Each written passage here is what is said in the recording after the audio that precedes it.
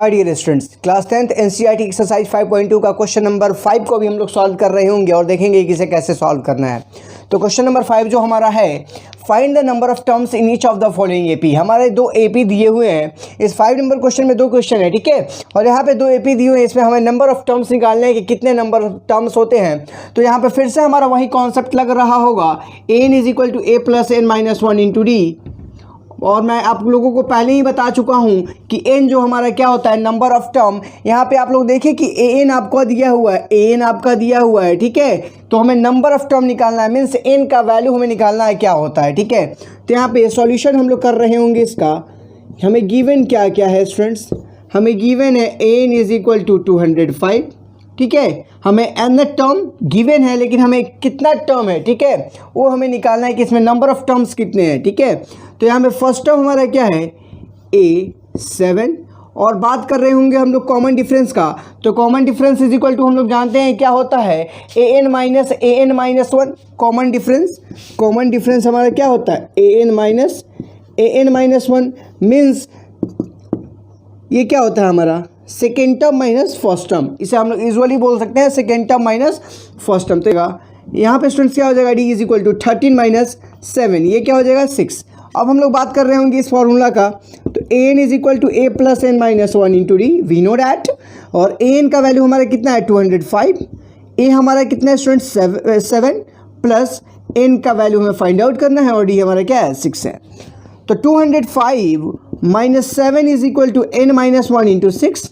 आई hope यहाँ तक आपका क्लियर हो जाएगा। तो ये कितना हो जाएगा 198/6 is equal to n minus 1। ये क्या कितना हो जाएगा 33 n minus 1, n is equal to कितना हो जाएगा 33 प्लस 1 इज इक्वल टू 34। तो यहाँ पे नंबर ऑफ टर्म हमारे कितने हैं इस पूरे एपी में, जो हमारा 7, 13, 19 अप टू 205 है। यहाँ तक हमारे जितने नंबर ऑफ टर्म्स हैं वो कितने हैं 34। यानी ये एपी हमारा कितना नंबर ऑफ टर्म को इंक्लूड अपने अंदर करता है 34, या number of terms in this AP is 34। ये आपका आंसर होगा। आई होप ये कॉन्सेप्ट आपका क्लियर होगा।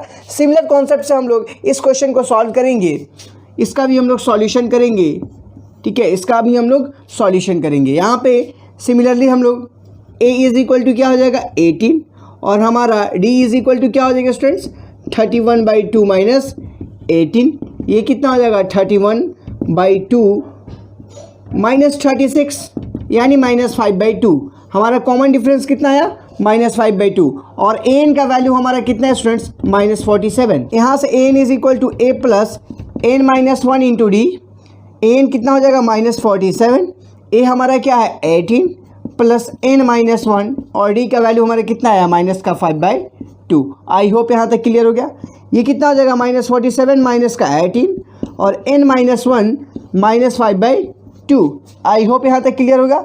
ये कितना हो जाएगा स्टूडेंट्स -65, और इधर मल्टीप्लाई में आएगा तो इधर क्या हो जाएगा डिवाइड में हो जाएगा, तो ये माइनस का 2/5 हो जाएगा, ठीक है। और ये n माइनस 1, ये माइनस माइनस यहाँ पे कैंसिल आउट हो जाएगा, और ये हो जाएगा 26 plus 1 is equal to n। तो n इज इक्वल टू क्या कितना हो जाएगा यहाँ पे 27। आई होप ये भी कॉन्सेप्ट आपको क्लियर हो जाएगा। तो number of terms in this AP in question number second कितना हो जाएगा हमारा 27। आई होप ये सारे कॉन्सेप्ट्स आपको क्लियर होंगे। अगर आपको कहीं भी डाउट है तो आप कमेंट सेक्शन में पूछ सकते हैं, ठीक है। तो आप लोग इस को नोट डाउन कर ले या वीडियो पॉज करके स्क्रीनशॉट ले लें। स्टूडेंट्स अगले वीडियो में हम लोग इसके अगले क्वेश्चन को सॉल्व कर रहे होंगे। तब तक के लिए have a nice day, see you, bye bye, take care, stay motivated.